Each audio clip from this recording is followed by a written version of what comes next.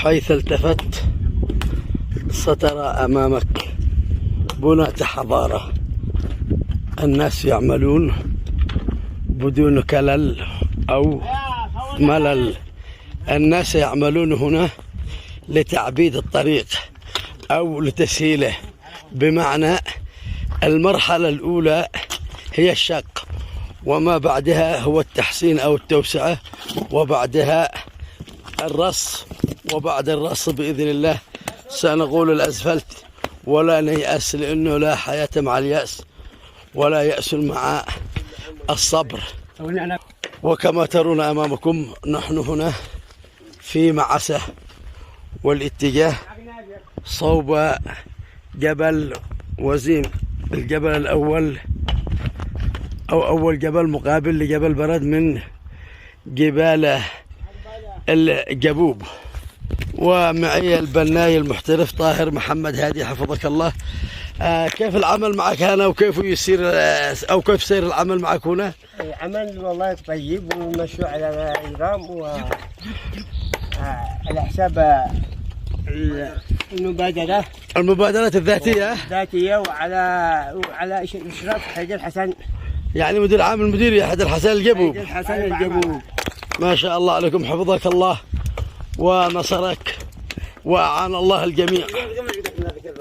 من هنا نستخرج الأحجار، طبعا ليست الأحجار الكريمة ولكنها الأحجار والأركان التنموية للبناء والإعمار. أحدثكم من وزيم، وسأدور بالكاميرا وإن كان السحاب يظل أمام رأس الجبال، لكن ليست مكسوة بالسحاب كامل، فأكيد سيكون عندكم العلم باسم هذه المناطق. وهذا جبل حزر، وذاك جبل عنتور وحوله خناق، وهذه شيبوب الكرام وناسها العظام، وذاك جبل الله المقدس جبل صالح سعيد. وأنا هنا أحدثكم عن هذا الخط المجيد لأنني شريك فيه، أو التنمية شريكة فيه، لأن هذا الخط هو اللي الممتد من مديرية كسمة وصوب الجبوب، ثم جبل صالح سعيد وإلى السهلة، ثم وادي رماع. وهذه الأحجار للرص. وإذا اتجهنا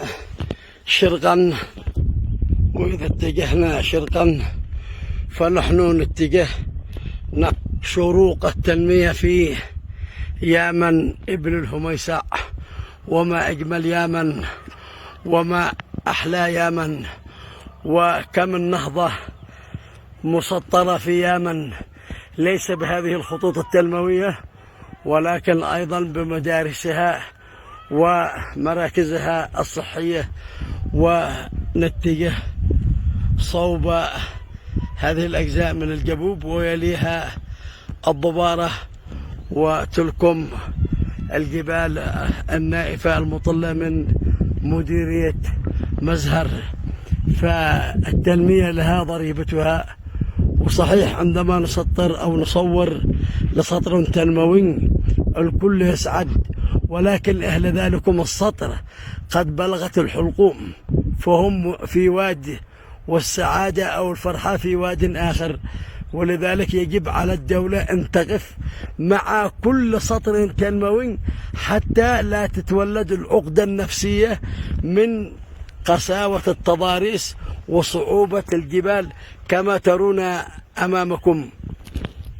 وهذا المقطع المبارك يعني هو رافد من روافد الذي يرفد الحجار أو يرفد التنمية بالحجارة المباركة من جبل وزيم. ووزيم اسم كريم. بسم الله.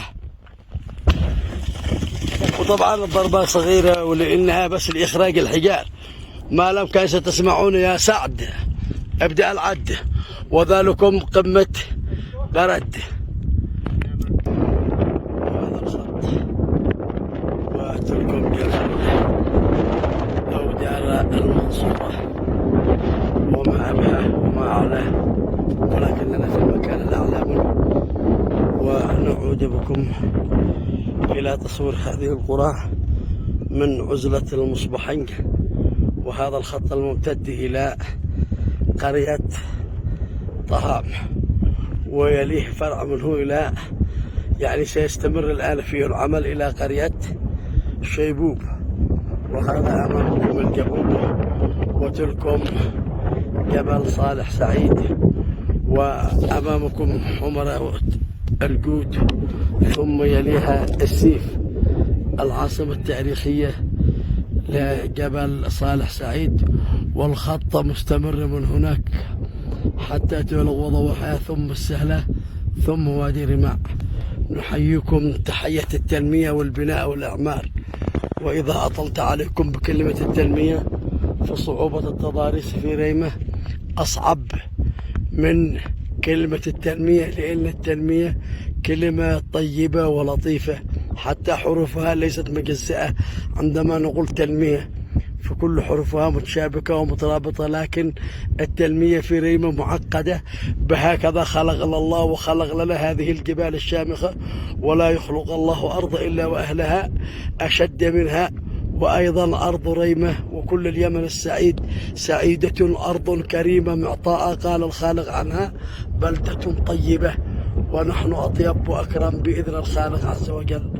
تحية لكل تنموي يعمل في صرح البناء، وتحية للأخوة المبادرين في الرص وعملية البناء وإصلاح الطريق ويعتبر صيانتها وتحسينها. والسلام عليكم ورحمة الله تعالى وبركاته. لقناة ريمة التنموية، محبكم البطل علي بن قائد الجبل.